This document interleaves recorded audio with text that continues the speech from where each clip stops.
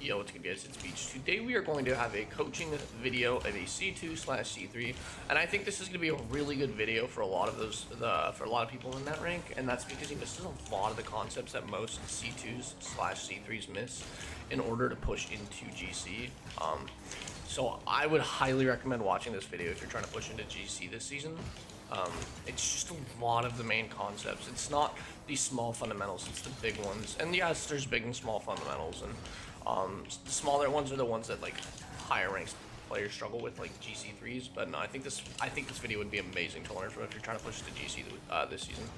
With that said, comment coaching with a heart and join my Discord. That's where I announce the winners for the giveaways, coaching giveaways. Now with that said, the last few videos I haven't really done the announcements for yet.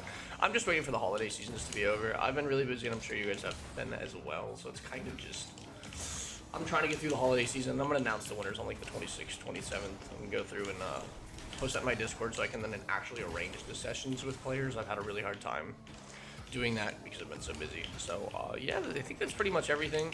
I really appreciate him coming out. We will do the follow-up in about a week-ish. See where he's at, see where he's going on. I'm going to have a lot more of these coaching videos, and then at the beginning of the coaching videos, I will have the follow-ups from the last person to see how much MMR they went up in a week. I want to make these like a consistent weekly post that you guys can learn from. If you guys have any recommendations, any way I can make these videos any better, I would really, really appreciate that. But I think that's pretty much everything. Let's get straight to it, I guess. Enjoy the video. Alright, well, thank you for showing up. That's one of the first steps to all of this, so appreciate it. Yeah, thank you for the session. You're Squid on, yeah? Yeah, I changed it to Squid. I meant to change it to Squid a while ago, but yeah, I just changed it back to Squid. You're on Steam. Are you on Steam? Yes, I am. I'll try to go quick. So working with you. Then I went down to like C2 something right now, so. All good, we should back up. Let's see what we have here. Yep. I don't necessarily know if people want to listen to all of this, so I'm just gonna ask you, what's your goal with Rocket League? Yeah, so I'm just trying to, I want to improve. I mean, kind of everybody wants to improve as much as they can, but really just like enough to get as like high rank as I possibly can. I'm trying to push towards, I want to push towards SSL by the end of the year. That's one of my goals, and I'm kind of competing with a couple of other friends, and we have like a whole thing going on since we all like play pretty consistently and whatnot. So realistically, my goal is try to push as close to SSL as I can within this year. Do you guys duo? Yes, all the time. So yeah. I mean this in the most sincere way possible, but how are you guys going to be racing against each other if you're all playing together? So it's mostly I'm just curious, I'm sorry. No, that's a good question. The other guy, so the other person I usually duo with, he's around the same rank as me. And yeah, we play a lot of solo queue, but like all the games I played today were solo queue. Okay, so yeah, we do a good combination of both. Okay, cool. Alright. So competing against friends. Competing against you said you want to get close. Wait, you said get close to SSL by the end of the year? I mean, if I could get SSL by the end of the year, that would be beautiful. Do you know what the date is today? Today is December 18th. Okay, so you're fully aware that you're wanting to get SSL in about 12 days? Or by the end of 2025. Okay, I was like, God damn, bro, that's a goal. Yeah, that would be nuts. I mean, if that's possible, sure. I like how you put a time on it, though, too, because that's what I do with my games. Yeah.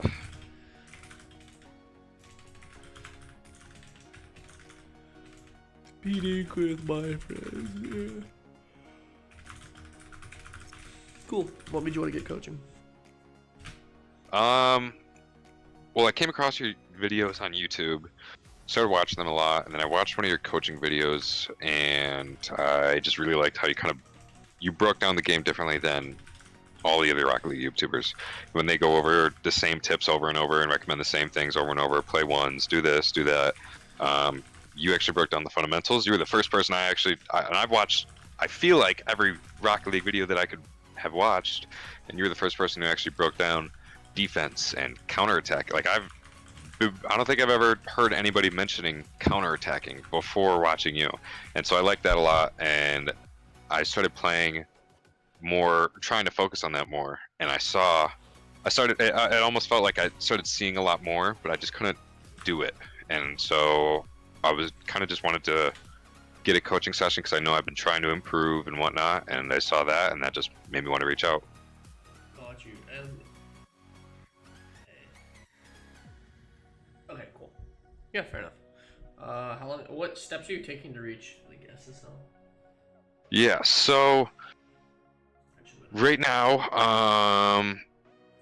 the last couple days I've been playing as much ranked as I possibly can while focusing on certain things each game, like speed or specifically defense or offense or counterattacking, or if I want to focus on a mechanic, I try to push that during the game as much as I can. But before that, I had kind of a training routine that I made for myself because I do feel like it is my mechanics kind of holding me back a little bit from the ranking up part.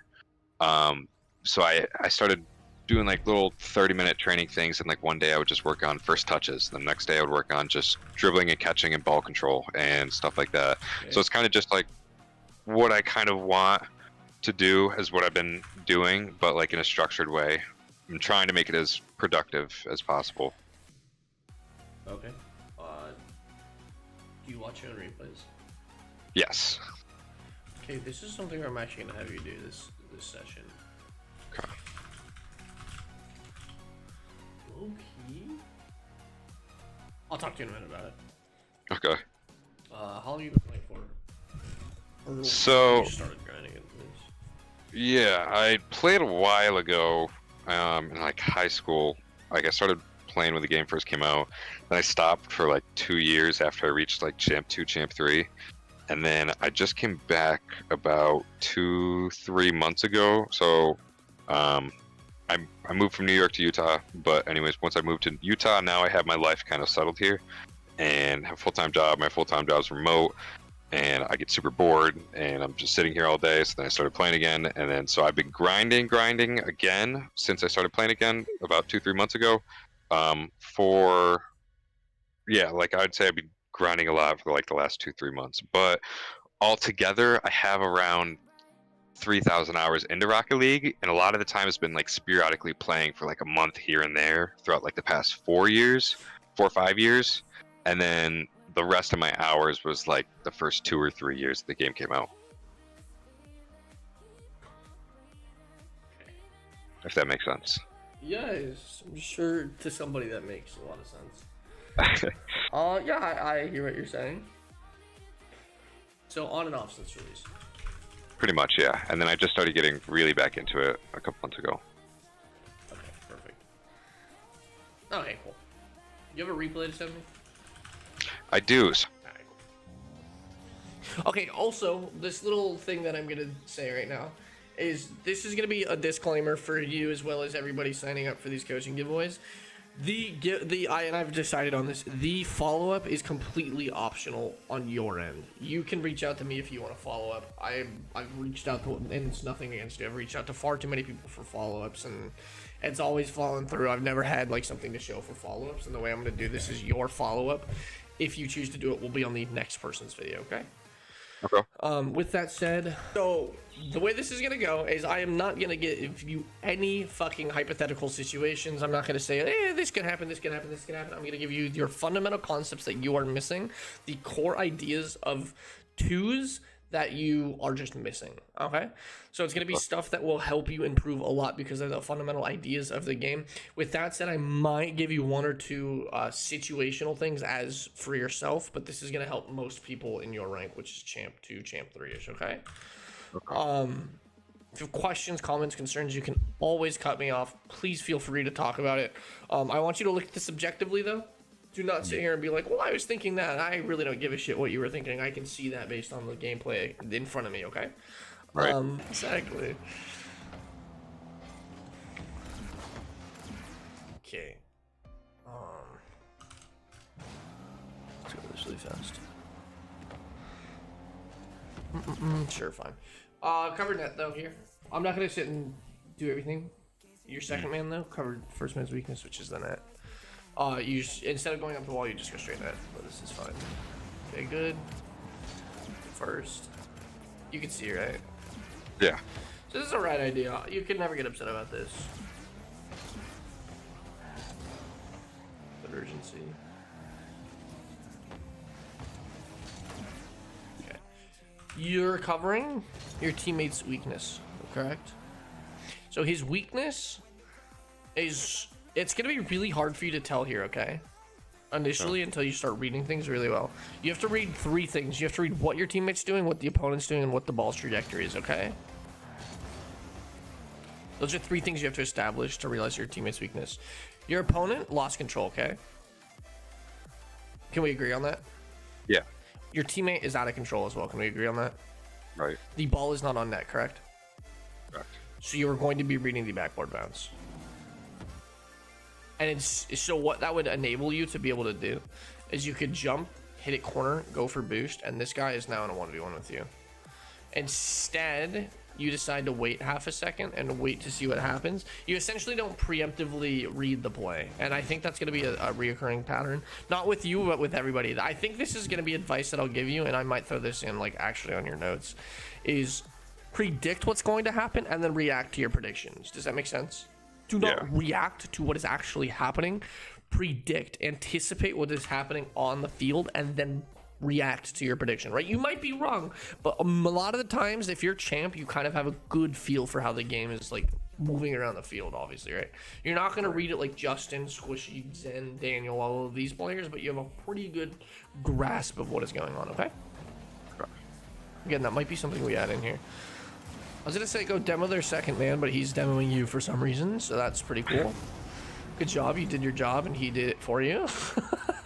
I was really confused because I was like, where is he? But that makes sense. He was in your net. Doesn't make sense why he's there, but he is there. Okay, perfect. Again, cover your first man's weakness. He takes a challenge. This going middle is just not allowed. Okay. Okay. You just want to pop that. If you double jump here and hit it to the side, your touch is essentially buying time. Now that you're second man, your job is to buy time for your first man to get back, to become second man, correct? So if you jump up, pop that ball over here somewhere, and then go grab this boost, all's well that ends well. Your teammate gets to go mid boost, or he gets to go corner boost, wherever he wants to go, and he gets to get back in time, okay? Well, that might be a pattern that you might struggle with, that we'll look at these. If you break a fundamental concept once, I'm not really going to write it down. If you do it 10 times, it's not at that point you're missing it, right? Maybe there is a vision. Like, maybe your idea there was he's not going to go, so you're going to call his bluff, right? It's okay to mess it up once or twice. See how he does that? Right. And that's not very situational. That challenge can come in a lot.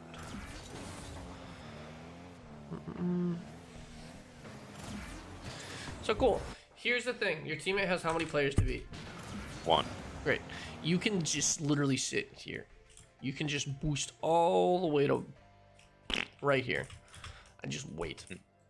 And then if you would notice the opponent takes the ball from him, then you start going back. But, and then like worst case scenario, let's say you sit there and wait.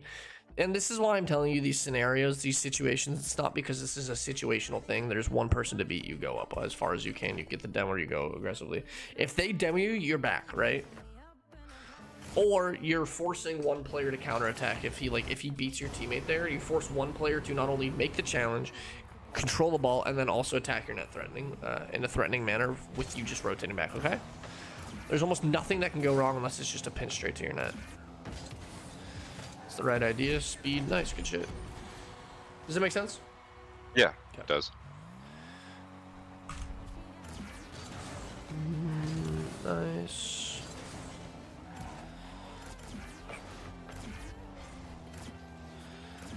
Good, so... Okay, good. You could potentially go threaten this a little bit more. So as soon as your teammate goes, you're now technically first man, correct? Correct. So if the ball is on the ground or on the sidewall, it is your turn. You're like time to go harass them.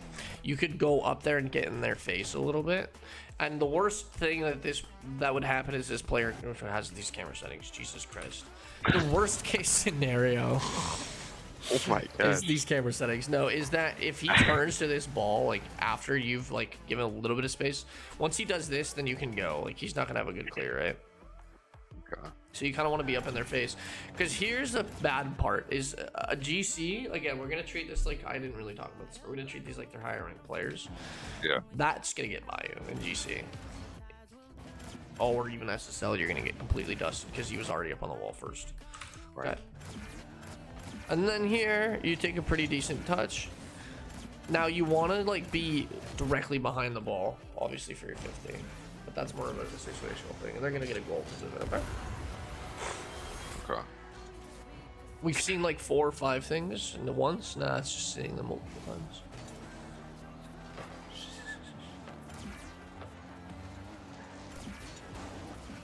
Okay, same thing. Yep. One in the middle. You're okay. So let's talk about this really fast. Your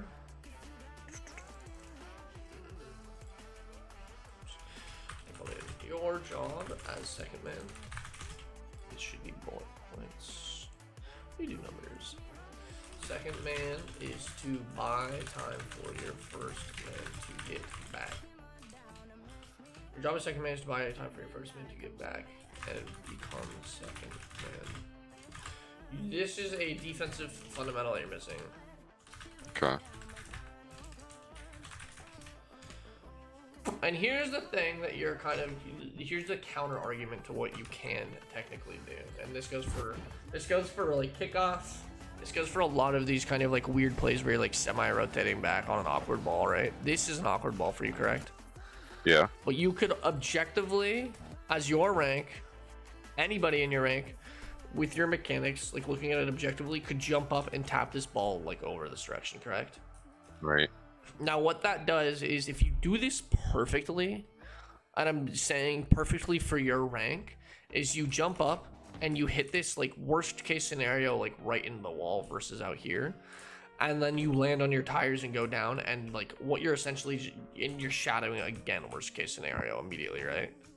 Okay. Like let's say you hit it into the wall and it comes down and it does this exact same bounce worst case scenario, except you're now racing down the wall and you're here, but that's a second later, so you're buying time.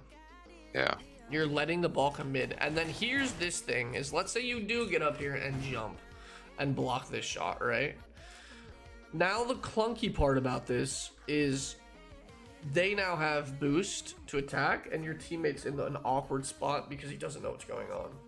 Right, if you jump up and make that touch, it tells your teammate, maybe I can grab a pad or two and then get to a safe spot, right? Right now he's not in any safe spot. And even if you save this, like, yes, based on your momentum, you'll hit it this way, but who knows if they're gonna dunk you or not, or any scenario out of it, right? Okay. You're playing the higher percentages, and most likely a better player is gonna have a touch into a dunk, and they'll make it really clunky for you. Good. Yeah, so control maybe. That's actually one thing I do want to mention. A big question that I had for you when I was playing some of these games was counter-attacking. I really do struggle keeping possession with speed and pushing the ball up the field. Yeah, we'll go over that.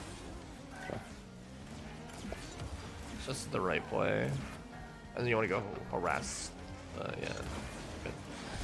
Again, you want to be like more in the play. So your first man, go get in his face. This is still good though. You have somebody pressuring you, so you push the pace, and then like keep the pace going, right? Keep the flow going. Be there that like half a second earlier to make sure that Kai can't even save the ball.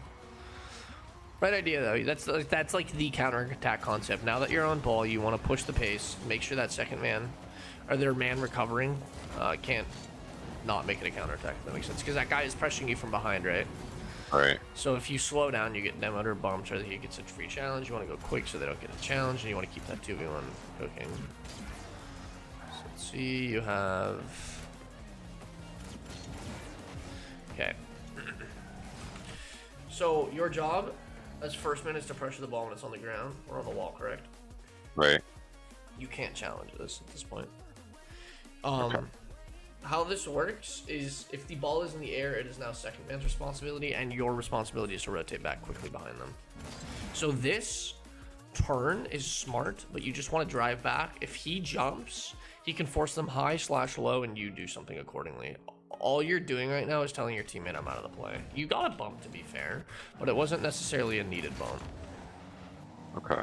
So I have a question. So like in a scenario, say if it was I was more squared up to him where it seemed like a lot more probable that I was gonna 50 it, like I was more farther back and the teammate was behind me and I was first man, should I still go for it? If it looks like it's something I definitely can challenge, definitely Yes, can if get it's some. something you can definitely challenge. Here's the thing Okay. about this is something you can definitely challenge right here. If you Right. double jump and go straight away, I wouldn't be upset with this because he's just coming off the wall, right? Right. And what it does is it tells your second main, hey, stay on the ground. I'm gonna try something right now, right? But if you wait this long, your Yeah. second man is already thinking, shit, I gotta jump. And then if you jump, you're saying to him, hey, I got this. And yeah, this is pretty damn close, but you're telling him, hey, I got this scenario covered. This is like the only reason you have this scenario covered is because he doesn't have control of the ball. If he has control, he's over your head. Right. Okay. And which means you're telling your teammate, hey, I've got this, and like realistically you don't, so your teammate stays grounded, and then your teammate probably gets air dribbled over.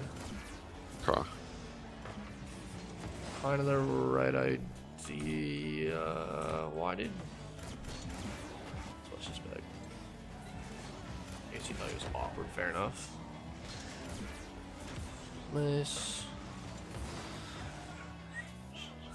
So here's your 2v1 scenario. Okay, 2v1 scenario here. It's kind of clunky. We know we're in a 2v1, right? Right. So if you go for the demo here, which you have time for, if you grab a boost and just dodge or almost supersonic speed, you can go harass this player, okay? So if you're in a 2v1, go harass them. And we'll really slow this down to show you exactly what scenario, like you can really break this down, and I'll tell you when I would go. Boom, I'm going for a demo. I'm grabbing a pad or two and going for this bump. Okay. And if he whiffs this and you get the demo, okay, Nothing happens. Nothing happens. It's just like he might even be able to get back. He probably wouldn't be able to get back to the ball. And just to show you, he now has to counterattack you, and assuming that you go and harass him, like he has to now avoid the demo. He has to then control this ball, and maybe it's an open net, but since you're harassing him, it's not super easy, right? It's a contested shot still. Right. Ew. So here, let's break this down. This is gonna like help a lot of people, and this is gonna be kind of your understanding of possession. You are here right now, okay? Where's your space? Where's your available space? Probably where my teammate is in the corner. Okay. Which direction are they facing? They're definitely facing towards my teammate in the corner. Okay. Your space is right here. Okay. Right here. So you let this ball come down to the ground, and you come meet it at the ground, and you get right behind it. So what I do here, instead of clearing it middle, is I'll bring it right down here, and I'll get right behind it and side flip as they come, and it'll 50 it to the corner again. Okay. So you have to think about your space on that. And then obviously, yes, it looks like an atrocious like play by you. It's not so much that your yes, your execution was poor, but there's no way to execute that correctly if you try to hit it off the wall in that scenario with the boost that you have. The space is there, and even if I had 100 boost, to be honest with you, like unless I'm like playing giga fast, like trolling, just trying to go for clips, like I wouldn't give. Like if I was climbing to SSL, I would take that ball down the wall and try to 50 it with 100 boost even. Or if they dive you, let's say they do dive you, let's say they like start to challenge, then you take your dot, then you take your hit, right, and hit it over their head. Right. But he's not really, nobody's pressuring you. You're just taking a bad touch based off of no pressure.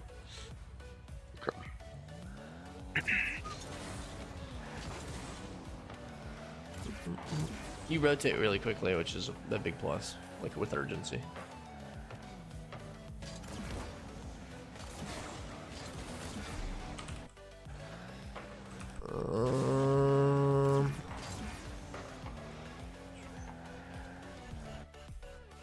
How many does your teammate have to be? You start rotating back. I'll give you the benefit of the doubt. That's kind of a clunky one, to be fair. Decent touch.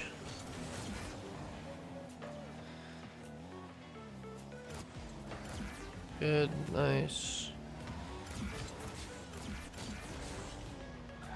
You're technically kind of first man here. Boom, 50 balls in the air. If you go pressure that, you can like stop them from even like your teammate. Basically what I see here is you can go technically pressure that until you see your teammate rotating up to the ball. So like instead of dodging away, you dodge towards. And then if he tries to catch this or do anything, you challenge, but you let your teammate go if he goes. Okay. It's like your presence is more than enough to like make them all like take away, like go away from the ball. Right. And then you give your teammate a free ball. Your teammate's 2 to beat, so you play back.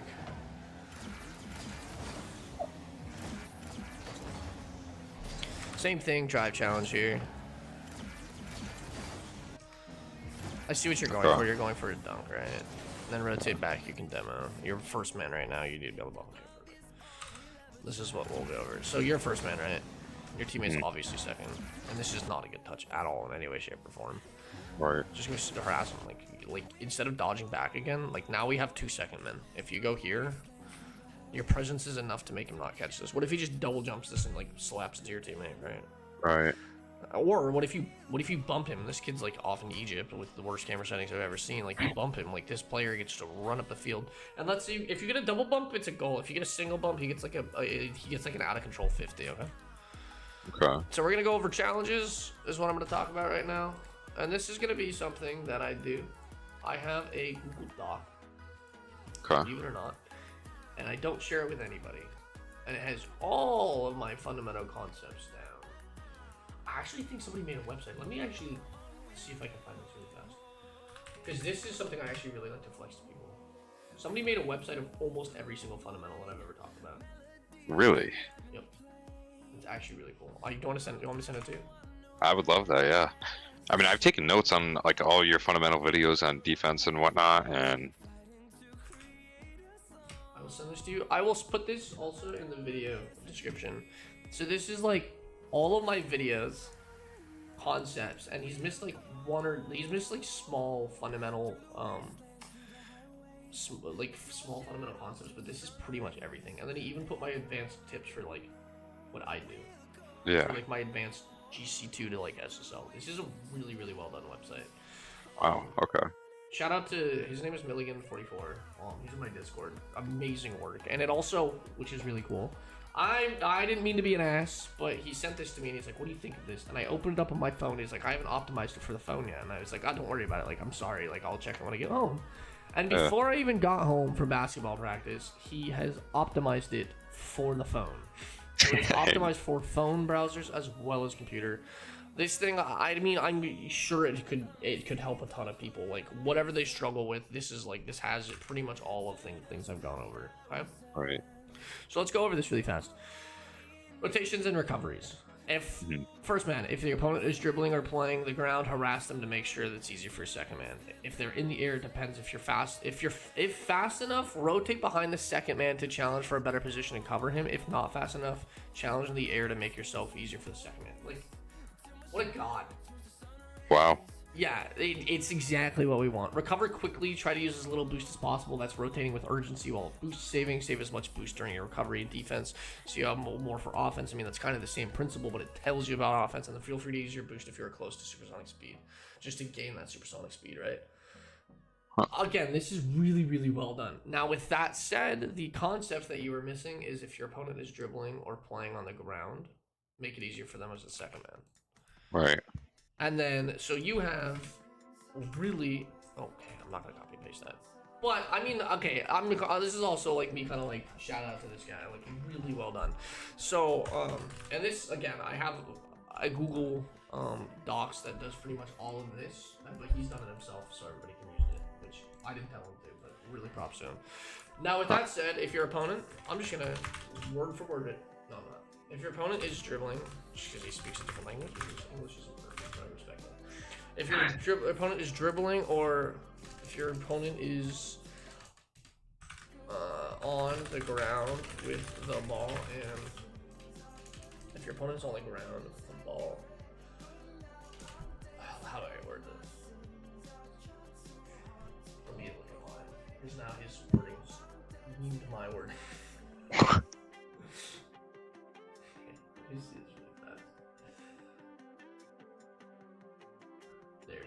Your job as first man. As first man is to make it easy for your second man. Pressure the ball. If your teammate first, let me see. Pressure the ball if your first man.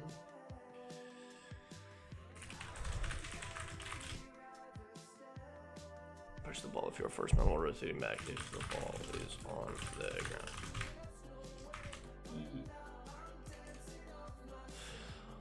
Stick to the ball. I like that more. Sorry, this is gonna be a like rotational fundamental, by the way. No, you're good. That wording on his end messed me up a little bit, but I really appreciate all of that work that he put in. Yeah. Okay, and you get the basic concepts. So now with that said, your job as first man is to make it easy for your second man.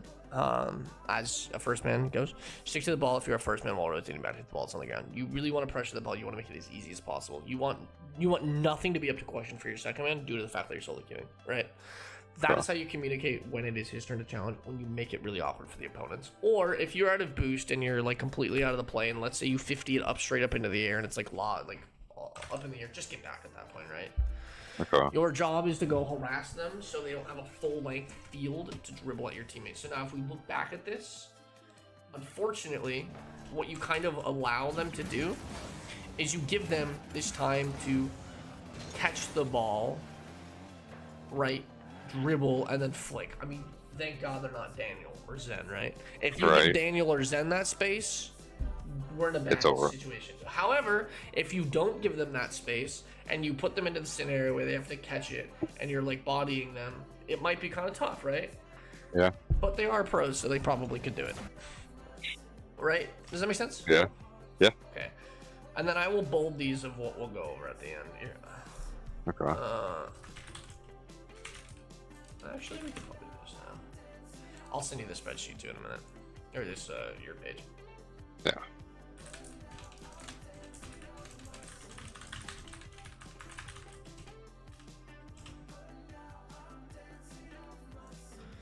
Make awkward touches for the opponents.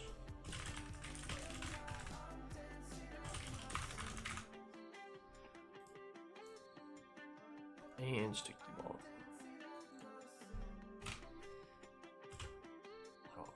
This is more of a bold thing. That first one is also really good. These are really good concepts, but this is the one that I bold the second part to these fundamentals, and that's the part that you need to work on. The first part is usually the fundamental concept, and then the second part I bold that like is actually like what the problem is with you, right? Because there's problems where it's like, hey, stay in the play, right? That could be you going for 100 boosts. That could be, or like rotating back quickly, stay in the play, all of these things. It could be you going for 100 pads. It could be you just not rotating quickly enough. Does that make sense? Yeah. So those are usually the fundamental concepts first, and then what you need to like think about when you're playing is the bold part. If you meant to bail out of that was actually really smart. Okay, good. So this is kind of that idea. I probably wouldn't have dove that, because you don't have any control, but this is like the idea of like pressuring the ball. You miss boost, you pressure the ball, right? And if you don't go out of control here, if you don't like, okay, this is that should have been a shot on that. I have a question for you. How often do you really think about when you attack, like what my touches are?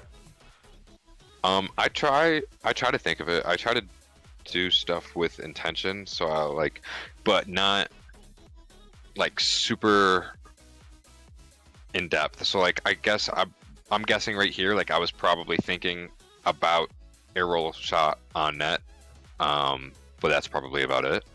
Okay, this is what we're gonna do here. It's gonna be another concept we copy paste. Okay.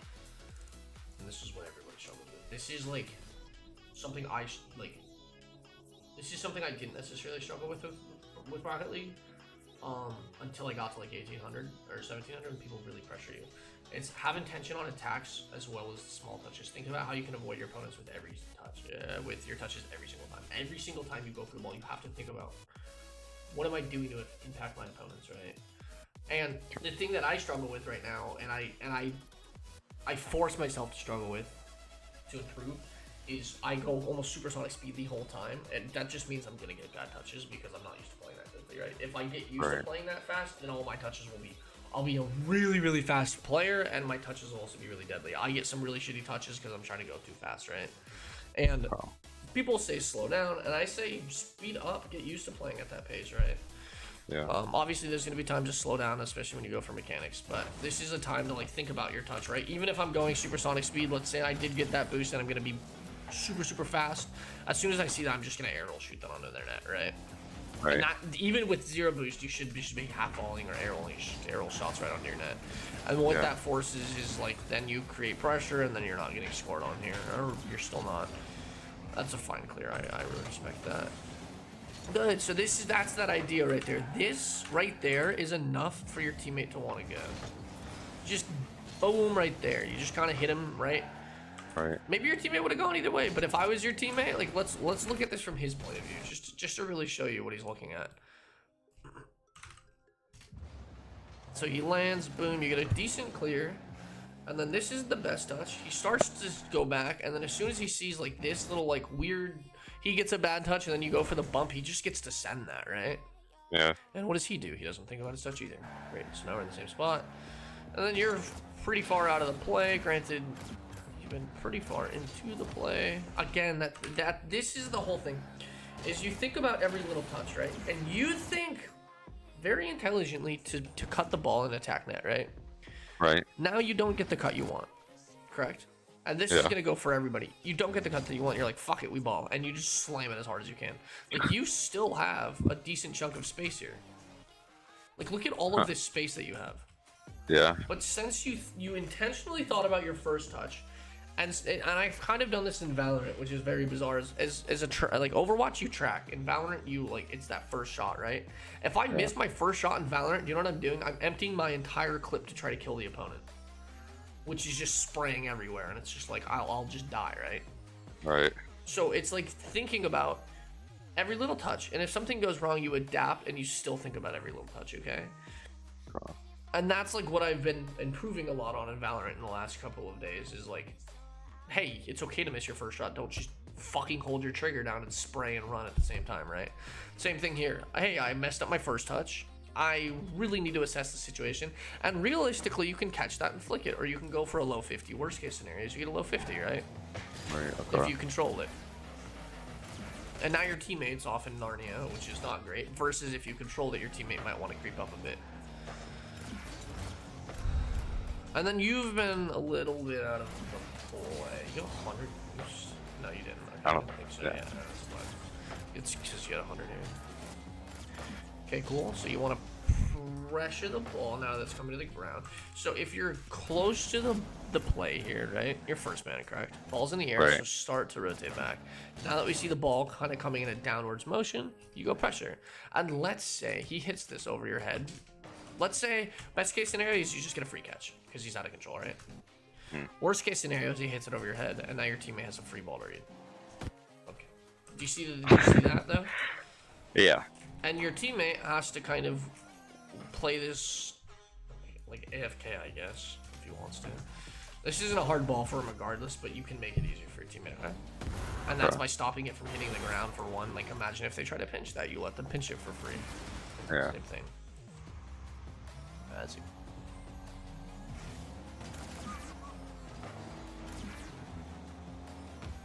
Okay. Again, that's a thought out touch, right? And then that's where it becomes a non-thought out touch. Right. Very good play into like a mediocre play.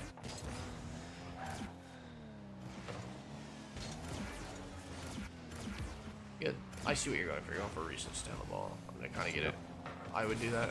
I mean, if you feel comfortable doing that, knock yourself out, right?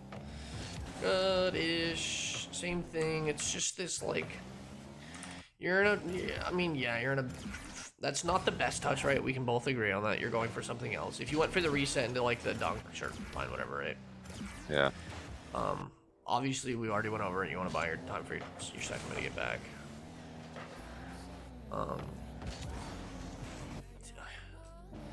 I guess that's not a terrible touch, right? Good, sure, fine, whatever.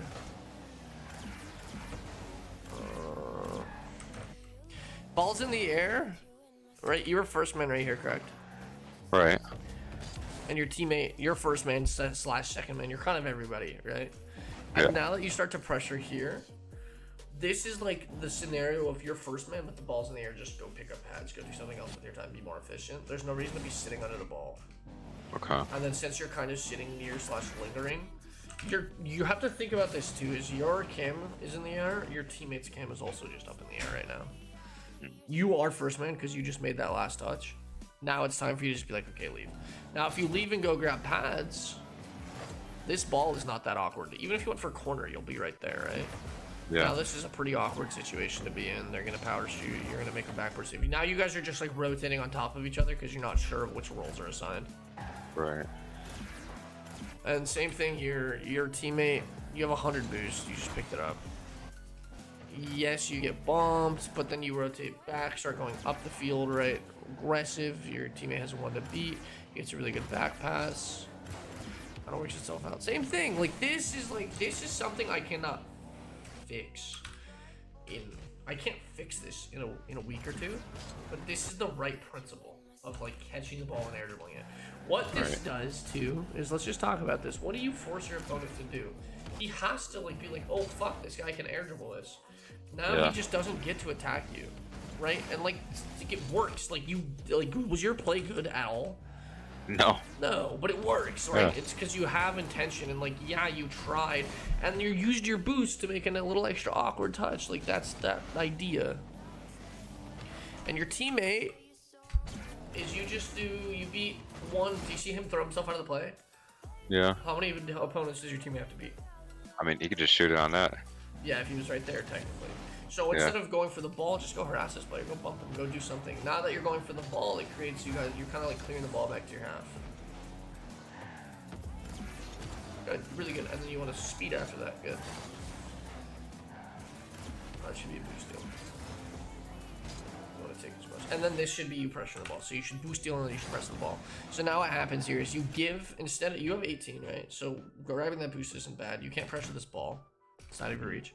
Go for that boost deal. You basically you put 100 in your tank, you take 100 away from them. That is a 200 boost swing. And then what that boost would allow you to do is not feel like you have to rotate out. And even if you don't have boost, you have to go pressure this ball. Again, this is a full length field of resource for this player to have. Like, space is a resource in this game, and you're giving him you gave him 100 boost and you gave him the entire field to go like dribble on your teammate, right? Yeah. Like you're just like lucky that it doesn't go in there. You have actually decent backward defense, to be fair.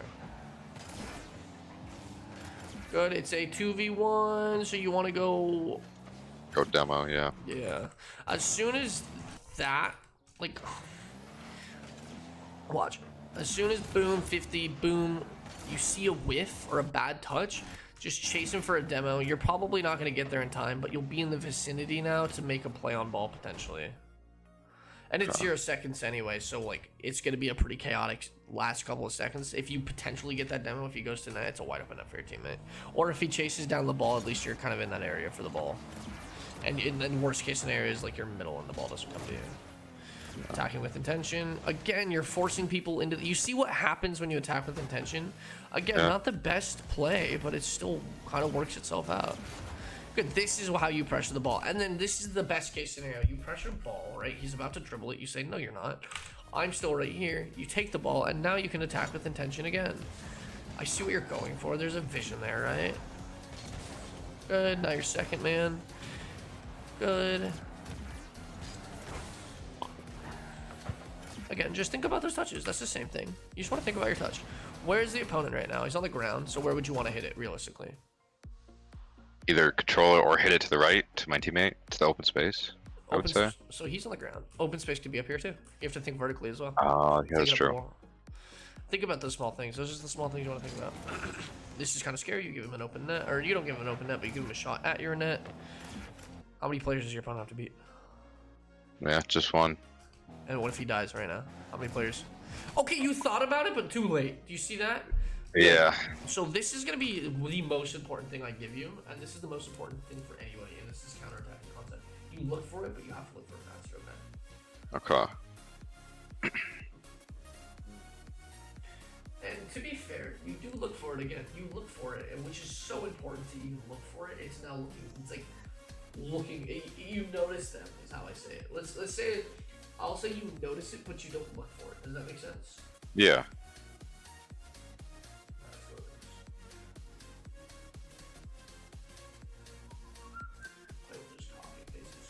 You notice it, but you weren't actively looking for it yourself. Right. And if you actively look for it, you will probably have 2 or 3 more goals in this game. It's really insane, to be honest, like, to put it into perspective, and this is going to be your number 1 thing. This is based on importance, in my opinion. I will, like, reorder it in terms of importance. I think this is the most important thing. And the reason I say that is because the higher ranks you get, the better players you're playing against, correct? Right. So the more you have to exploit these weaknesses of 2v1s, right? Look for 2v1s if you're off the ball. Whenever your teammate's on the ball, that is almost always what I'm thinking if my teammate looks like he's about to win a challenge. Look for a 2v1. Can I go demo? Like, right now, I don't really do that as much because I'm not sweating. But, like, when I was playing in, like, ranked, that was all I would look for. And people hated me for it because I looked like a mechanical, like, silver player. But I could go demo them, right?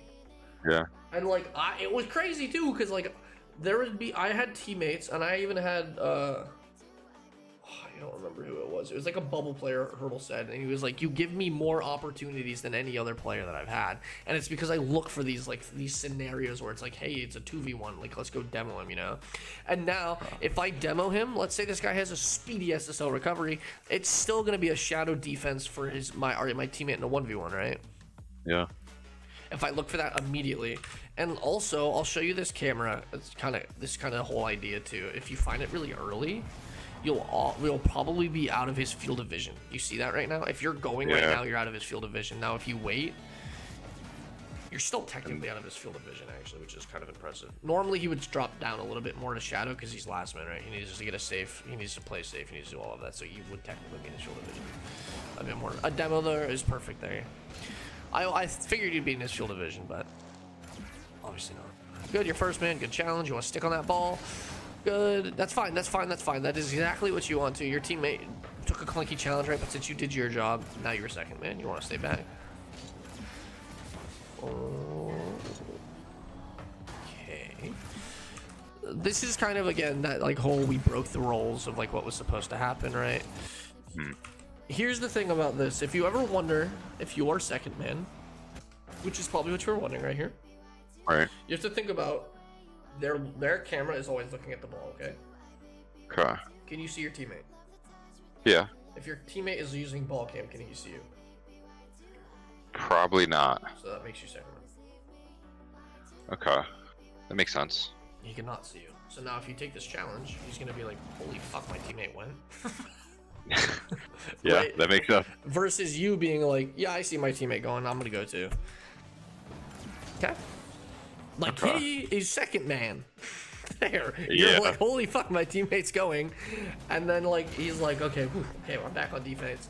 And then he's like, holy fuck, my teammate's going. And you guys are probably, like, tilted at each other now. And this honestly, now that I look at it, it's actually a pretty damn good play. Yes! No! How many opponents? Same thing, right? It's like you don't listen to me. No, I'm just kidding. You can't obviously go and change that, right? Yeah. One of my coaches that I do, he does the film for us, and he does that to players. We're like, watch the same exact game. He's like, why aren't you listening to me? And they're like, okay. And here's the thing: is your teammate gets a good goal, right? Applaud him. But there's still impact you can have on this play. And right. how many opponents does your teammate have to beat? Let's say you can't go get this demo. Let's say he was too quick, right? You can still be up here, right? If this thing drops bar down, do you win the race or does he win the race? I mean, yeah, I would win the race since I'm right there. Yeah, except now he wins the race because you're back there, right? Right. So that's the hard part, is you wouldn't be able to actually impact this play in any way, shape, or form. It's like when I play Valorant and I don't rotate on site, I'm like, oh, they got it, right? I'm just gonna anchor here. It's like me saying, hey, you know what? My RR is in your hands, and then when they lose the fight, I'm like, fuck you, man. You didn't help me. It's like you're losing me this game. And it's just like when I think about it, like I didn't rotate. Like that's on me for not coming to impact, right? Okay. Okay. So those are gonna be 3 things that we really noticed immediately. No, 4. I'm sorry. I was gonna say I thought it's 4. Okay, so we have 4 things, and I like to give people 6. Okay. We're gonna watch this back in 2 times speed. That's what I like to do. Okay. So I do have Yeah. one question. If I'm in a 2v1 scenario, let's say my teammate has the ball, but it really looks like the opponent is going to get a good 50 with my teammate, should I still cheat up like really far up, or should I kind of treat it as like I'm covering his weak because it looks like my opponent might beat him, like, or might get a good 50? So if it looks like your opponent might even get a good 50, you can still cheat up pretty aggressively. Because Okay. let's say he gets, unless like your teammate has 0 control of the ball, right? Right. And that the way that is said then is if you're, that is the thing that we're going to talk about as challenges. And this is, I'm going to give you the overall challenge concepts and fundamentals of it. Mm-hmm. This is the only ever really fundamental idea to challenges in my opinion. And well, I'll read it to you in a second.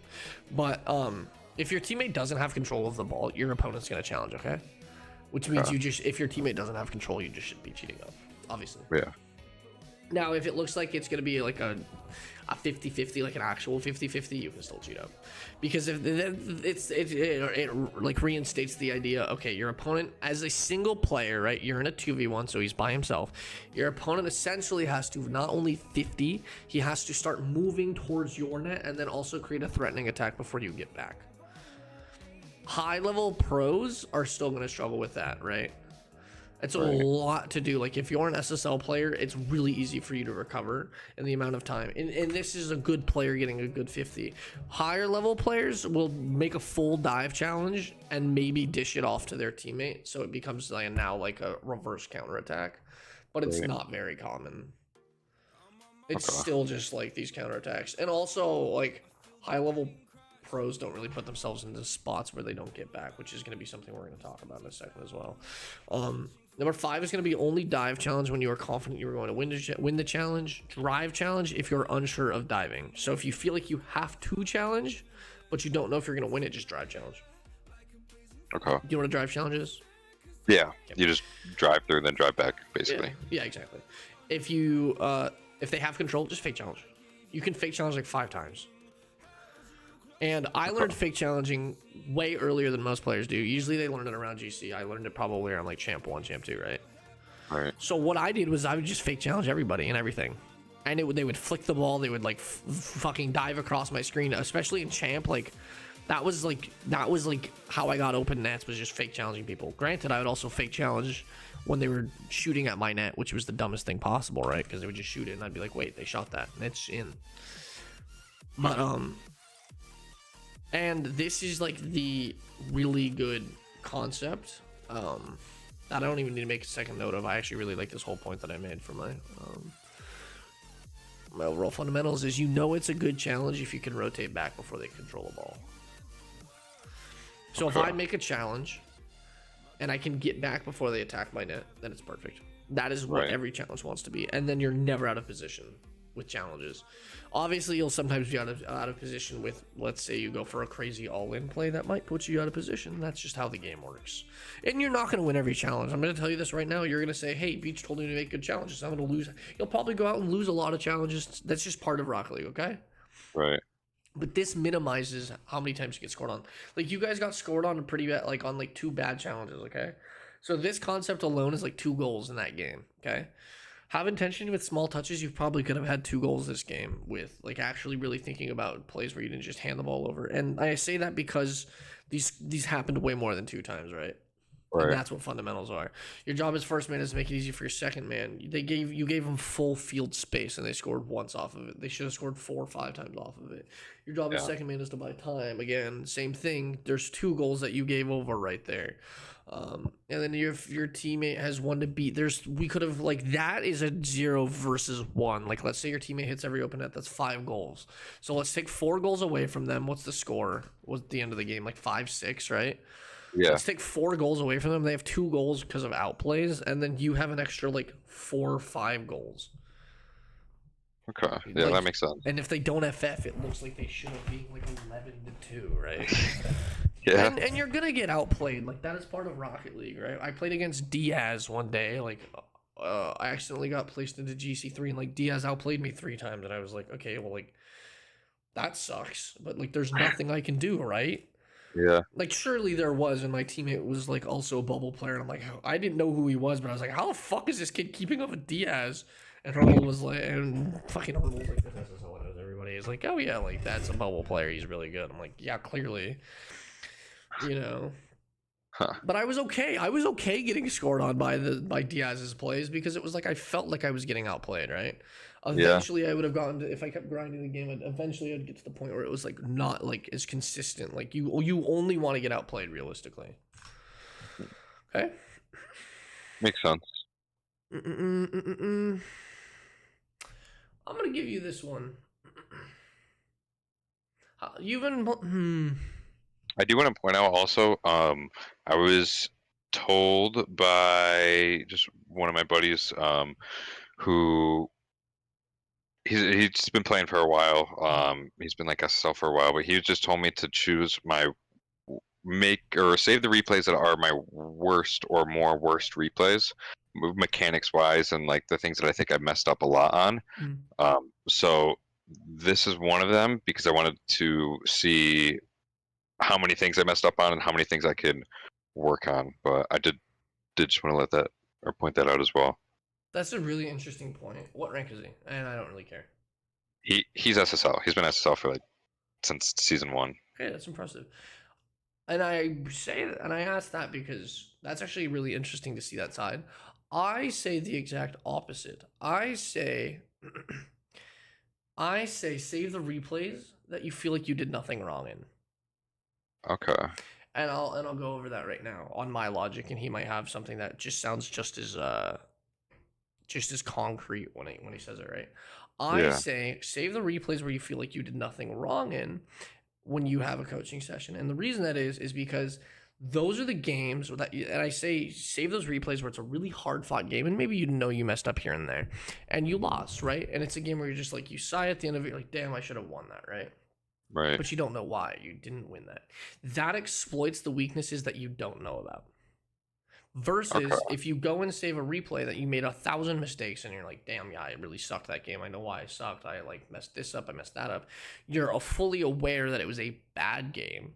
It's not your normal gameplay. Let's say it's like on a scale of 1 to 10, 10 being the replays I want you to like not like 7 to 10 being the replays I want you to save where you're like, dang, I don't really know what happened versus the 1 to 3 where you're like, yeah, I messed up a lot of shit, right? I Right. knew it was a bad game and your average being 5. um, you realize how many mistakes you're making and like halfway through the game you're probably in your own head being like, damn, I'm making so many mistakes, and then it just trickles into more mistakes. Yeah. And those are all mistakes that you're able to realize, and you make mechanical mistakes because you're in your own head, you're not confident, you're making all of these mistakes and you're like, yeah, that was a mistake, yeah, that was a mistake, yeah, that was a mistake. And by the end of the game it was like, sure, I've made 1,000 mistakes, but at this point, like, at what cost, right?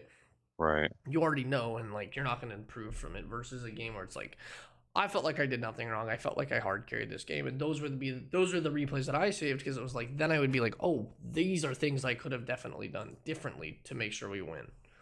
Okay. That makes a lot of sense. Yeah, that helped me a lot with like Overwatch, as well as this game. I the only problem too I have with Valorant is I can't save a replay, and like you know how in League you can save replays and like see where your opponents were at times. Yeah. You can't do that in Valorant, so it's kind of hard to be like, I did this, so this is how they reacted. You're just like, Really? I did this, and like, I hope to God they react this way, like I want them to. I didn't know that actually. Yeah, it sucks. So I can't do like replays, and like, yeah, I could technically do VOD reviews, you know, Yeah. with like my stream, but I'm just like at that point, I feel like it's kind of repetitive because I think about how I die when I die. Huh. We will watch this 2 times speed, see what we have. We already have 5 things that I could technically give you a 6th right now, that I kind of really like, but that's your call. Honestly, I don't know if I Okay. need to do that though. I think it might help you a bit, but Yeah. mm,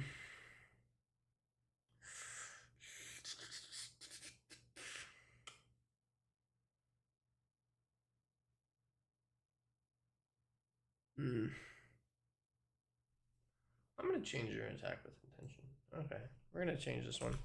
So initially I said have intention on attacks as well as small touches. We're gonna change this to a different one. It's pretty much the same thing. What I put down is attack with intention, have a plan, control the ball. Ask yourself, how can I make my attack threatening? I think that's more important for you.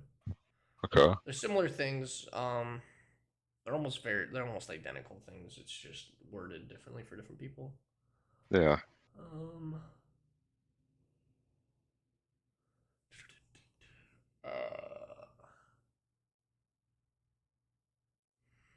hmm.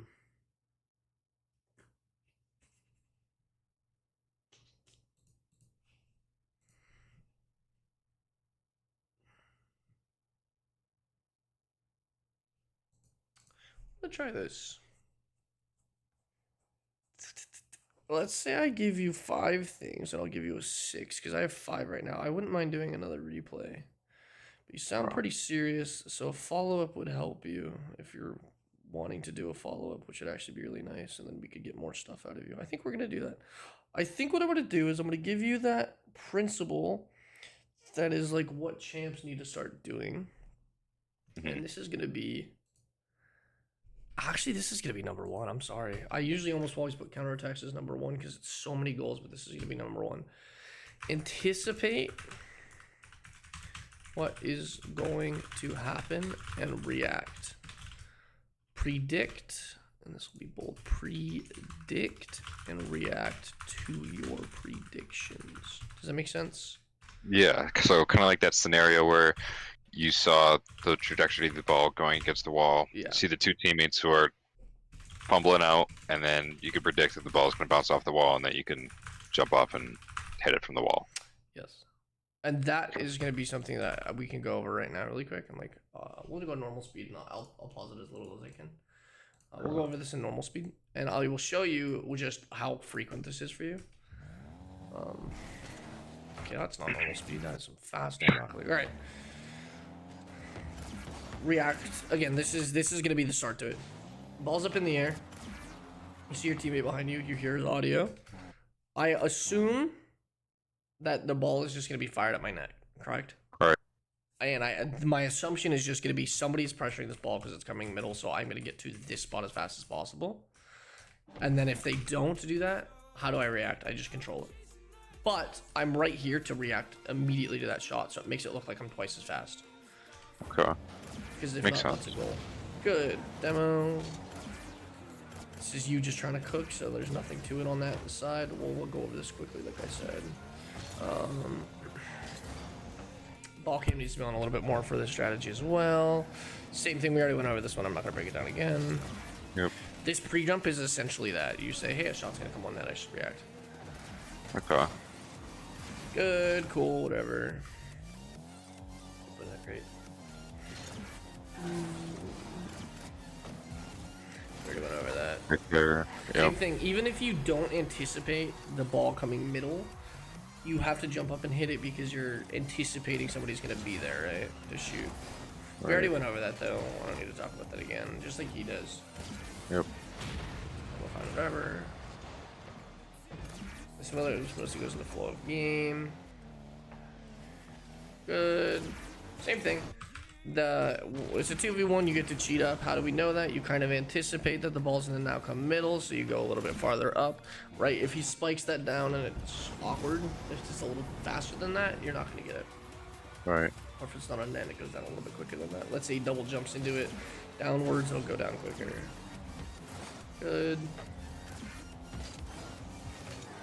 Well plays. Cool.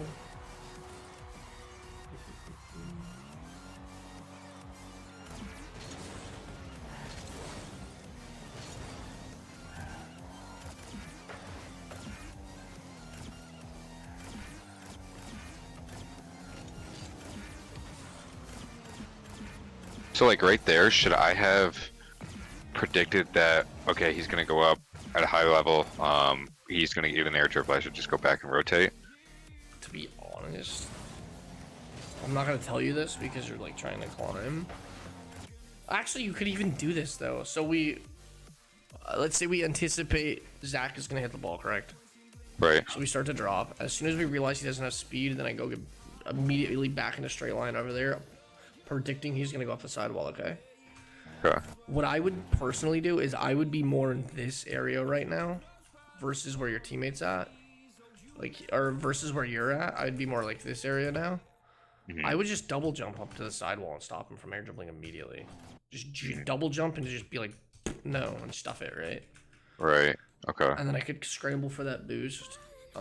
Once you're here, this is fine. This is good. And then you want to boost a little bit more through the ball versus like how you boost it away, like not through. Again, your teammate went as second man, right? Right. Okay. You can't see him. He can see you. I don't know why he went. It's another goal. Same thing. We already went over that. That's not so much anticipation. That's more so just, yeah, we already want to make awkward touches.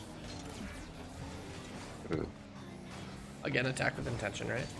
Yeah. Let's say you jump here. I'll give you a scenario. Let's say you jump here and they start to back up. You just come back down to the ground. So you're under control still. You really have control of that ball.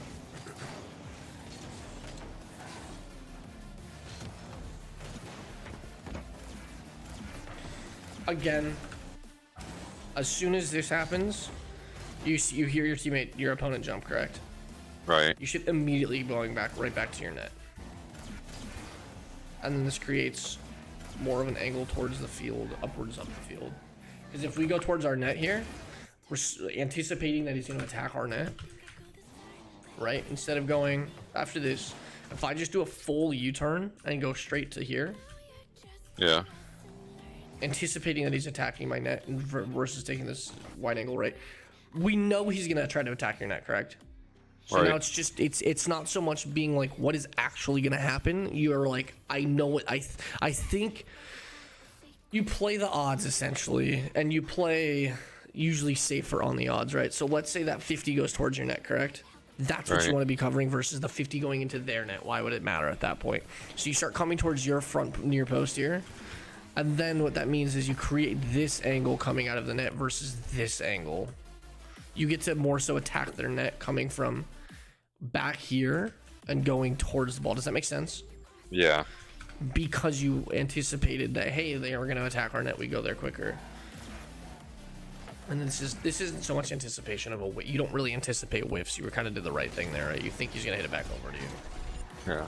And it's really easy to read when it's just one player, right? You're just like, hey, he's probably going to hit it towards me. Or he's probably going to hit it in the direction he's moving. Good.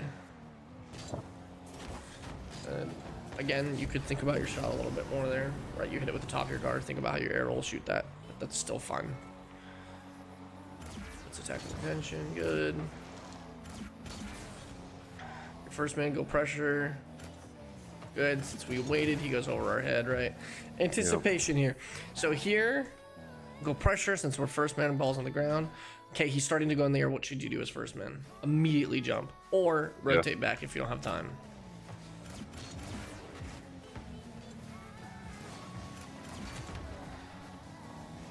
That one is all kind of clunky, to be honest.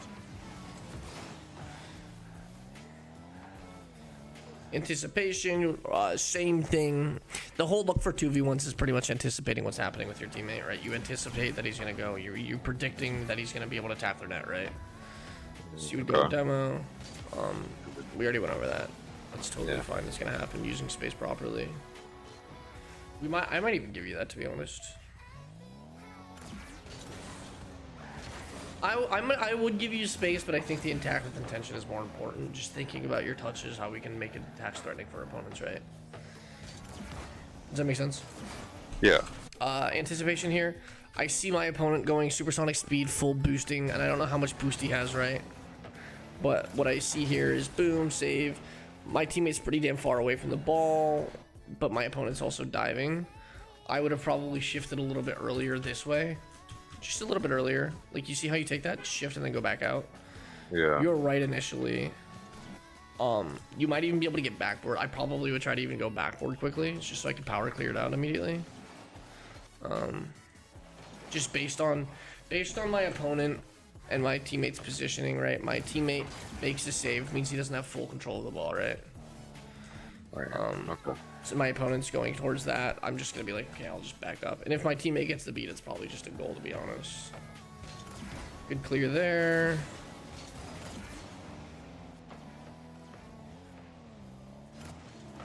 Same thing here. As soon as your teammate gets this bump, how many opponents does your teammate have to be here? I mean, none really if he gets a bump. So here's the tricky part is he actually has 2 to beat now, because they're both established back essentially, right? Oh, right. So I thought you meant that. you're okay. So this is kind of the trick question now. Is now your opponent has 2 to beat, correct? Right. So now that he gets a bump, if he gets a bump on both, great. It's gonna be an open net for a while, correct?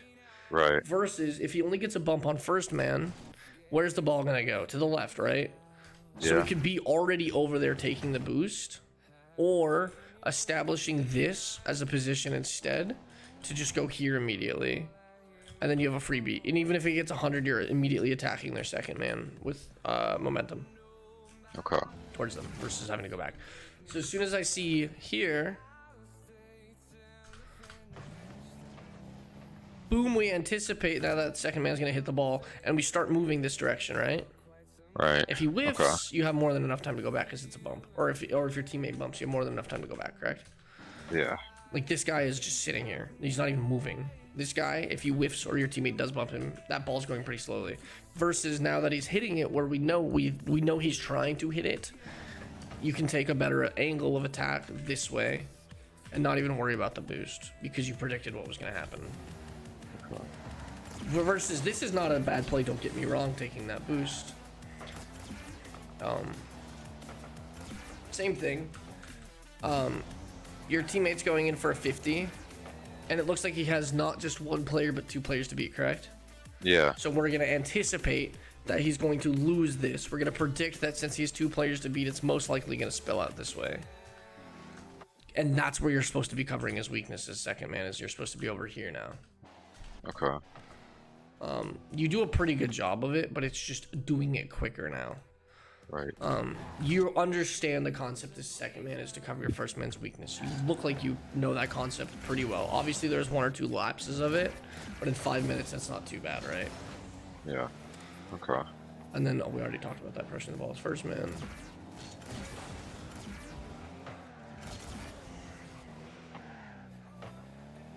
Talked about this as well. I think you'll at least a goal for them. That's totally fine though. Oh, no, it didn't. That's right. They missed. Same thing after you. Perfect. Scenarios. These are more situations / hypothetical scenarios, but again, it's. I'm not gonna sit here and go all of these hypothetical situations with you in terms of like reacting. But you bumped, right? Which means great. Now that happened, that means they don't have control, correct? So your opponent, your teammate gets to go up the field. So you should already be going up the field. Right. Predicting that your teammate, now that you've bumped somebody, your teammate gets to go onto the ball. And again, if your teammate doesn't go for the ball or your teammate whiffs after that bump and you start to cheat up lightly, you can just get back immediately. Okay. Again, we talked about how we can make our attacks threatening, and that's every little touch with intention. Yep. Good bumps. Good, your teammate starts attacking. It's 2. Again, same thing. Your teammate has 2 players to beat. Where do we want to be? We want to be covering his weakness. His weakness is going to be usually directly behind him, so that would be where his boost trail is coming from. If you're right in this vicinity, especially since he's attacking, it doesn't mean they're going to be shooting on net. If he gets dunked, that's on him, right? That's not necessarily your fault for not sitting in net because you got dunked. You want to be here, seeing that he's attacking 2v1 versus going back this way through this line. You just want to be trying to get to that spot initially. Now, if you get there quickly, you would already be grabbing this boost. You'd probably be already up in the air, right? Right. Versus having to rotate out. Now you give them spaces first, and then this is a really stupid miss, right? It happens. But with that said, you would already kind of be, that ball would be yours rather than theirs. Yeah. We talked about pressuring the ball as first man. Totally fine. Good, right? We try to control, right? We try to control. This is all really good. You know, I'm sure you know how to Doomsday Dish, right? Yeah. Now it's just attacking with that intention, right? You do everything well. Last second panic happens. This is you actually doing the right thing. This is you looking for the 2v1 beat. Boom, you've established it. You now race towards the middle and you anticipate your teammate's hit, correct? Right. Does he hit it? No. No. But this is how the counterattack concept works, is you're still back because they have to do so much to attack you. Even though your teammate whiffs. Right, an SSL might power shoot that onto your net, but an SSL is also not going to whiff that. And I'm sure even if an SSL whiffed that, they're probably not going to be ready for the whiff because it's SSL, right? Right. It's just how that whole like counterattack concept works, and you anticipate your teammate hitting it, which is good.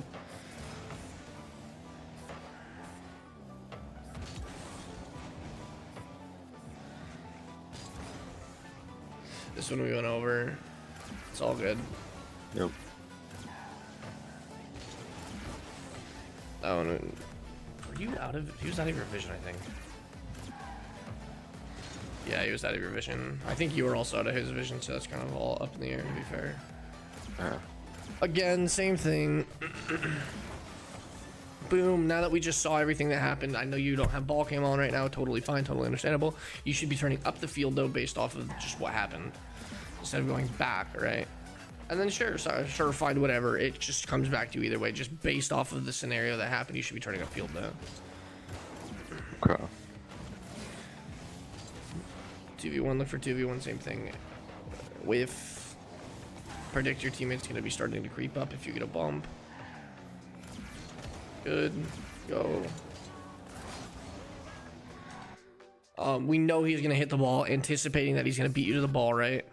It doesn't feel like it, but since the ball's moving in his direction and he's moving towards it, right. It looks like you're gonna maybe tie this, maybe win this, but at this point the ball's moving towards him. He's moving supersonic speed as well. You just have to call the boost, call it a loss. Then you get to go pressure the ball, right? Okay. Anticipating that he's gonna beat you is like a huge thing, and anticipating that they're gonna beat your opponent, right? Good. And then this is you not anticipating anything, the hit. Here, I would, as soon as I see my opponent up, I'm thinking, fuck, he probably has a touch, I gotta get back, right? Yeah. And then you kind of just say, well, good luck, teammate, I'm gonna go grab this mid boost either way, right? Yeah. But now that he's whiffed, or he got a skim touch, right? Should be looking for the bump, because it's 2v1. Yeah, but the whole point would be, you start to react to him hitting it, or him like hitting it towards your net, so you start creeping back, and now that he missed, you react to your prediction. Okay. Rather than just being like, because we can both mutually agree, like, okay, he's going for the ball. I didn't know what touch he would have. Maybe he has a great touch, maybe he has a terrible touch, right? Right. If it's higher rank, I'm like, oh fuck, right? There's 5 seconds left, it's tied, I should probably get back right now. Yeah. And then you're just like, you turn off ball cam and you're like, can't see it, not my problem, right? And like, it works out for you, sure, but you want to be able to then react to your prediction. Like, you predict that he's going to hit it well towards your net, and then you're like, oh wait, no, he didn't. React. Then go grab the net. Yeah. Again, this is a clunky scenario. Let's go for this. Okay, good. Again, attacking with intention. Air dribbles are really easy to attack with intention until you have to place it on net. Still a right idea, obviously. Good.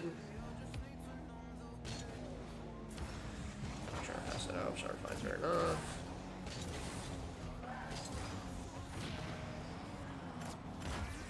Again, Could have gone up. yeah, touch with intention, exactly. Boom, attack with intention, the same, or like the this is the easiest way to describe it, is look for 2v1s, because everybody understands that. There's gonna be scenarios that you're not gonna understand until you get to like GC or higher ranks that I'm not gonna sit here and explain to you, you know? Yeah. But your teammate gets a beat here. Now what? Go look for the demo. And why? Because we anticipate our teammate's gonna regain control of it kind of quickly because he's near it. Again, these are all situational things, but you just want to anticipate. Basically, the whole thing of this is these are all gonna be situational / hypothetical things, but you can think. As a champ player, you have a pretty good feel of the momentum and how the game flow works, right? Right. You're not a wizard in terms of game sense, but you understand how the momentum, how the physics works, so you can start predicting what's going to happen. Yeah. And reacting accordingly, okay? That's basically the whole premise of this. Right, we can sit here and say, okay, he's going to take control because he's on the wall with the ball next to him, right? Yeah. Your teammate hit that, but you would have hit it either way. And the double commit. Yeah, exactly. This is perfect. This is you anticipating the opponent's going to hit the ball, so you just shut it down because you can. This is again the same thing. Your teammate starts to like. As soon as this bump happens, we know I can sit here and predict nobody's gonna have control of the ball on the other team, right? Your teammate will have control based on their opponent. Your opponent one just flew at the ball across your screen, right, and barely got a touch. The other one just bumped. Then what's gonna tell me is great. My teammate has control of the ball, and they're gonna have a scrambling situation, which immediately clicks into my brain. Go for the demo. Versus you start heading back, and then you're like, well, wait a minute, this is a 2v1. Now I dodge up the field to get up there quicker, right? It's just thinking about those things a little bit ahead of time. It's a little bit more of like active thinking. This can be really, really difficult for some players, which I don't blame at all. I do think around Champ 2, Champ 3 is when this starts to be like a factor of like speed, right? It's not so much. Yes, players are really fast, don't get me wrong, but the huge factor that contributes to it that people don't talk about is anticipation, right? Do you play any sports? Yeah, I played a lot of sports. What'd you play? Mostly soccer. Okay, I played soccer. Okay, cool. You can kind of get a feel for how the sport works, right? Right. What passes are going to be made, right? Let's say somebody's open down the line, they're probably going to pass that, right? Let's say last back, last back there's one defender, one goalie. Who has to take the ball? The defender usually takes the ball, and the goalie takes the goal, right? Or slash the first pass, right? Right. So you can anticipate that player, based off positioning, is probably going to pass the ball to that other player if the goalie takes goal, right? Yeah. And the other player's guarding him. That's just how that goes, you know. And as a soccer player, you know, or the simple one for everybody out there is I mean, this is Rocket League, we understand it. The ball's in the corner, right? And somebody's in the mid. You're gonna anticipate that it'll hopefully pass it to the person in the mid, right? Right. Just those things. And watching soccer, I mean, I play it as well. Usually there's a lot of just passes to kind of create space and spread the defense, right?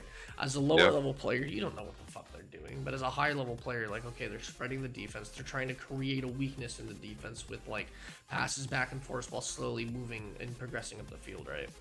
Yeah. And you anticipate those passes as a high level player, but as a lower level player, you don't know what's happening. I would never tell a gold player to anticipate what's fucking happening. I'd never get my girlfriend to say, hey, like predict what's gonna happen on your screen, right? Yeah. So like start having a seizure and being like, what the fuck's going on my screen? You know. That makes sense. Yeah. Versus I'm like, you're a C2, you're starting to understand you're C3, you're starting to understand the game. It's just kind of putting those fundamentals into the game. Okay. Okay. Do you need a warm-up routine? I mean, I have one. I could tell you what it is if you want to critique it. You're good. I'm a man of fucking almost zero warm-ups, but go ahead. Okay. Well, usually what my warm-up routine is, I spend a couple minutes just recoveries, trying to flip out of my car, and then recover as fast as I can and move around as just fast as I can without the ball. Then keep the ball on top of my car while power sliding and just getting a little bit of control. Then hitting the ball as hard as I can for a couple minutes just against the wall, getting as much power as I possibly can. And then putting the ball in front of me, putting it on top of my car and trying to flick it into each corner of the net, and then hitting the ball like against the wall, letting it bounce and trying to air dribble it off of like random bounces. And then I do each one of those for a couple minutes until I feel a little bit comfortable with it, and then I move on to the next one. Okay. You use a little bit of what I do, and then you do a little bit of your own thing. That's fine. Yeah. As for the wall hits, just add power shooting at like the end of like 3 wall hits. Like hit the wall 3 times, just as hard as you can, and then place the shot on net as hard as you can. Okay. What that does is it works on power clears as well as power shooting with accuracy. You're working on pure power, and then you're working on power with accuracy. Okay. Okay. And then what you can do, and I'm sure you see me do it. I'm sure you've seen pros do it. You just like chase the ball around the field, go fast. And essentially, like my warm up is just the recoveries, power hits, and then the like chasing the ball around the field. You're essentially doing everything. The only thing you're not doing is mechanics, and then I just work on like pure mechanics while I'm in queues, just to like have a relaxation of like mechanics are fun, like haha, like not sweating. Okay, yeah, I mean you have a pretty decent warm up. I would just add power shooting in, and then like chasing the ball around the field quickly. You work on everything in all of those. Everything in game you'll need is going to be in those that warm up, other than like 50s and kickoffs, which is something you just can't practice yourself. I guess you can free play with friends now, but I don't know why you'd go sit in a free play and then 50-50 your friend over and over again. That sounds kind of brain dead. That sounds exhausting. Yeah, it does. Or just start air dribbling into the sidewall and try to win the 50 against the sidewall. I guess you could do that too. No, I'm good. Okay. That's pretty much everything. It's been an hour and a half. I'm sure there's plenty of information out of this. So I have 6 things for you. I'm gonna send you this Google Doc right now. Okay. Link. It's gonna be link. Okay, I will send you this right now. Open it up just to make sure it works, and then I'll go over how I want you to grind this week. Okay. Yep, we got it open. Cool. Perfect. Okay, how you're gonna grind is you're gonna do. Yeah, we can do 2 weeks if you want to. We can meet in 2 weeks, like first, second. Yeah, the second I fly That's home. Right. You do the third. So, yeah, I'd be available on the 3rd. Okay. How this is gonna go is you're gonna do day 1, 2, 3, 4, 5, 6. Okay. Okay. And day 1, you're gonna read number 1, and then you're gonna remind yourself of the bold every single second. Not second, but every time there's like a kickoff. Like, let's say you skip the replay, you say predict and reaction and react. And react to your predictions. Okay. Okay. You queue up, you say predict and react to your predictions. You get the craziest clip of your life, and at the end of it, you're mumbling under your breath, predict and react to your predictions. Do you have a girlfriend? Okay, I do. Okay, she says, what do you want for dinner? And you say predict and react to your predictions. Okay. Okay? Simple as that. Got it. And then day 2, you read number 1, and then you remind yourself of day 2. Okay? Are you going home to see your family? Yes. Cool. So when they ask you what you want for Christmas or what you guys are going to do, you're going to say, we're going to look for 2v1s off the ball. Okay. And they're going to say, what are you talking about? And you're just like, I don't know. But eventually, after the end of all of this coaching, you know what we're talking about, okay? Okay. So I like it. The whole point is you're actively thinking about something every single day. And this is how you improve really quickly, is there's something you're always actively working on. And this is why I started improving in Valorant like quickly recently, because I'm actually working on stuff. This is why I improved quickly on Overwatch and Rocket League. I was always thinking of one thing that day. And after 500 days of Rocket League, I've sat and worked on 500 different things. And I think it took so long because the mechanics are obviously very intensive for Rocket League, right? The consistency in terms of mechanics is unmatched for any other game, in my opinion. Like, Overwatch was not that hard mechanically. Intensive. I wasn't playing the most intensive mechanical heroes either. Granted, if I was, I probably would have taken twice as long. But, makes sense. Yeah. And then day 3, you'll read 1, 2, 3. And then by day 7, you will watch your own replay and take away 1 or 2 things that you're missing. Day 7, and then you'll play 10 games that day. And don't sit here, for the love of God, don't sit here for an hour and a half.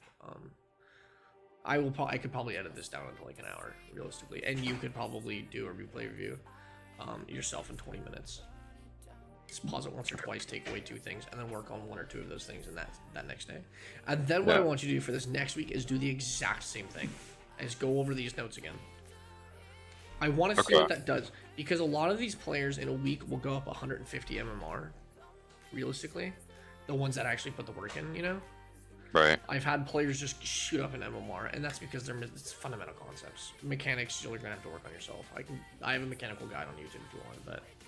Yeah, I've already watched all of it. Yeah, so with that said, do 7 days of this, and then do 7 more days of this. I actually want to see what happens. Are you okay with being like a little, like an experiment?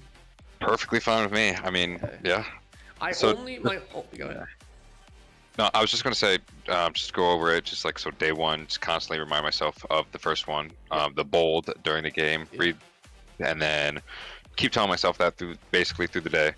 And then the second one, second day, go over point 1 and 2, and then third day, go over 1, 2, and 3, and then so on and so forth until day 7. And then day 7, you said go through all of them, and then no, day 7, go through a replay of yours. Don't even worry about these. Oh, okay. Day 7, do a replay. Take 1 thing, maybe 2 things out of the replay, and focus on that day. And then day 1, you go back through number 1, 2, 3, and then etc. I want to see what this does. If there's any change in MMR through the 7th to 14th day. Okay. I will say, Yeah. I don't know how much this is going to affect, but 1253. This is the lowest that I've been in the last since I started grinding about 2 months ago. You're okay. It's totally fine. So you probably will see a little bit of an increase. My goal. What's your peak? Actually, the game that I was in with you, so around like 1405 or 1416, something like that. 1405. My goal for you is GC. It's 1470ish. Okay. And don't be intimidated if you don't hit the goal. I don't necessarily care. Obviously, all I care about is the work that you put in, and you will improve. Yeah. You might even notice, like, you might honestly hit C1 initially. A lot of my players like drop a little bit, trying to understand what's going on, like while applying these concepts, and then they'll shoot up really quickly.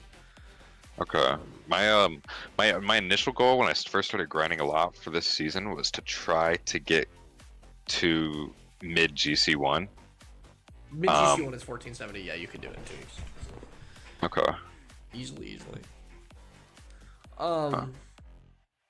Yeah. Okay. Cool. And then so how many, like, is there a specific number of games that you recommended we play per day? I know before you said 15 games like a day. Yeah, that's what I Okay. stand by, that 15. If you're crazy like me, I would play 30 to 20. Yeah. Just because I would allot 4 hours. Some days I would get off early and then do a replay later. It's completely up to you. Okay. Yeah, I say 15 games a day, 20 max.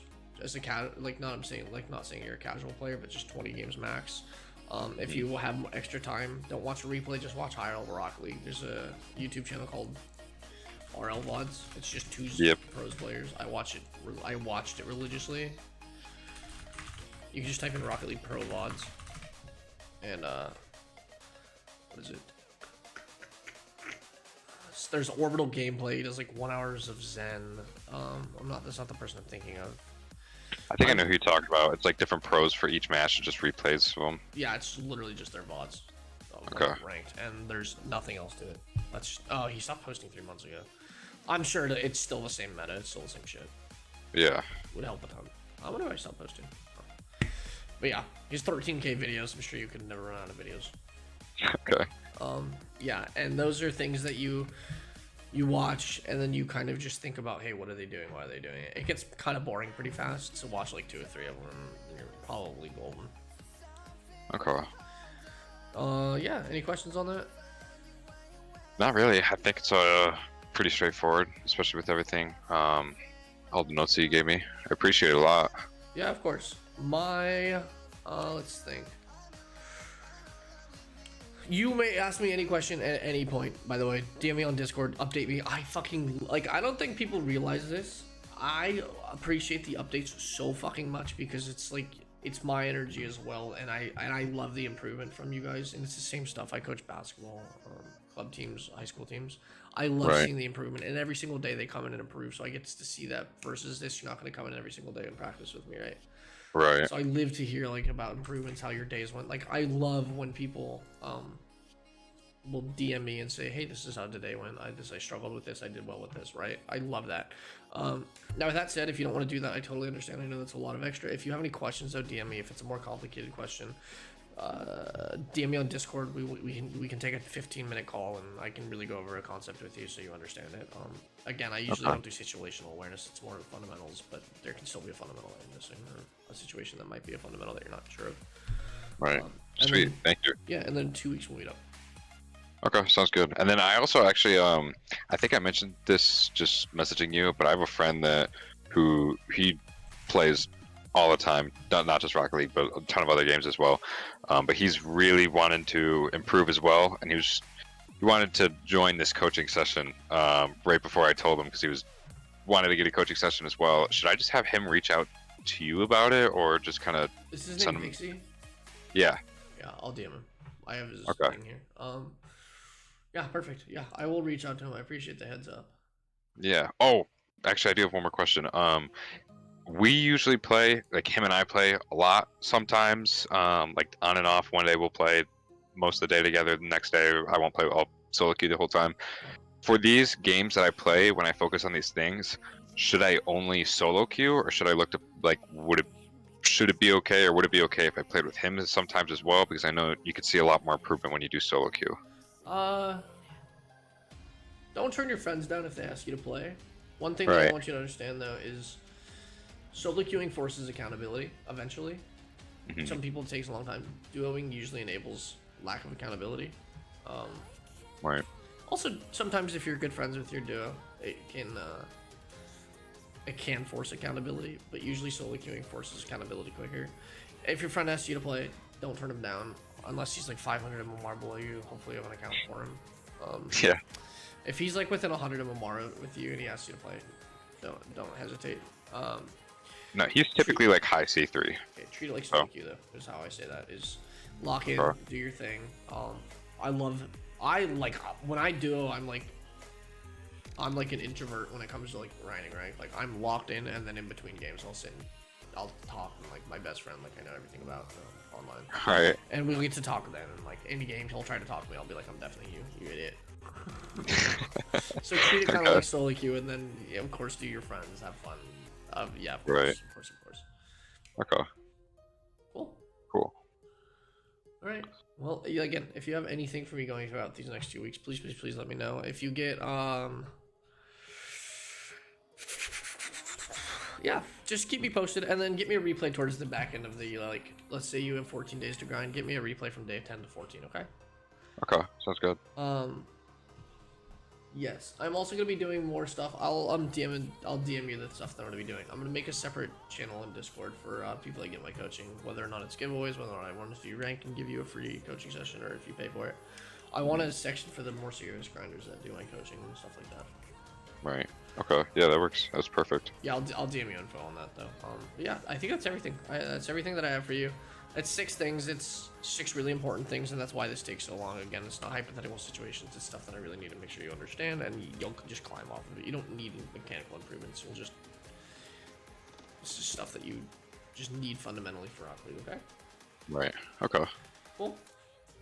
Awesome. Well, thank you very much. I appreciate it a lot. Yeah, I'll definitely keep you updated throughout the process. Yeah, I look forward to hearing from you. Awesome. I seriously do. Like I said, I need this shit, bro. At this point, I'm like hanging on by a thread, trying to hear from people. Yeah. I'll give you the updates. Don't worry.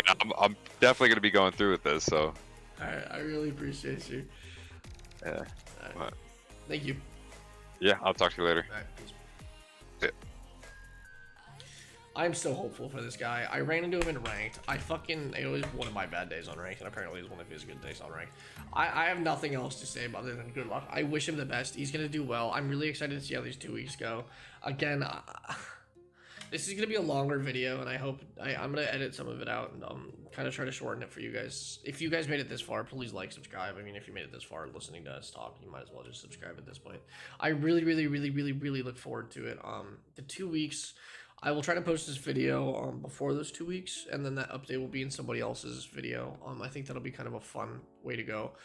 Again, I've been trying to post Rocket League content, and I talked about this on stream today. There's nothing of value that I feel like I can post. Like, I don't want to just shit post Rocket League content. Like, if you want to be a content creator and post something that might not feel of value, knock yourself out. But I feel like there's nothing educational that I can give you guys other than these coaching sessions. And to be honest with you guys, these coaching sessions that people have booked with me, they don't play after 2 days, and I feel like I don't deserve to give them that post. And yeah, it'll help you guys out there, but it's just lame. Like, people will sign up for giveaways, they'll play 2 days, and then they'll be like, hey, I don't feel like playing Rocket League anymore. I'm like, okay, great. Or like, they won't do follow-ups, I won't hear from them, and I love the whole follow-up. It shows you guys how much you can improve if you follow these things, but I don't know. I'm gonna and now with that said, final thing on this is gonna be that the coaching. If you get a giveaway, if you sign up via payment, the follow-ups are completely optional at this point, just for content purposes. If he doesn't follow up with me, great. I'm still gonna post the session. At this point, I just want content to show you guys and like kind of show you guys the different ranks and the fundamental problems that a lot of ranks struggle with. So at this point, you are more than welcome to have a follow-up with me. But with that said, if you don't want one, if you never want to speak to me again, that's fine. I'm still gonna post the content. Yeah, this should be like an hour and 30 minute long video. I could even shorten it more, but again, if you made it this far, I really appreciate you guys. I will hopefully we'll hear from him soon. I will update you guys in the next coaching video. I also am curious if you guys made it this far in the video. What do you guys think about the 2 weeks? I'll make an intro for this video as well, but let me know what you guys think about 1 week versus 2 weeks. 2 weeks can be a lot of improvement, but also 2 weeks, 1 week can be a lot of improvement, but it can also be right before that big jump in improvement. But also 2 weeks can be a lot of improvement and then a crash and burn. So I don't know. Let me know what you guys think about the 2 weeks though. Thanks for watching. Peace.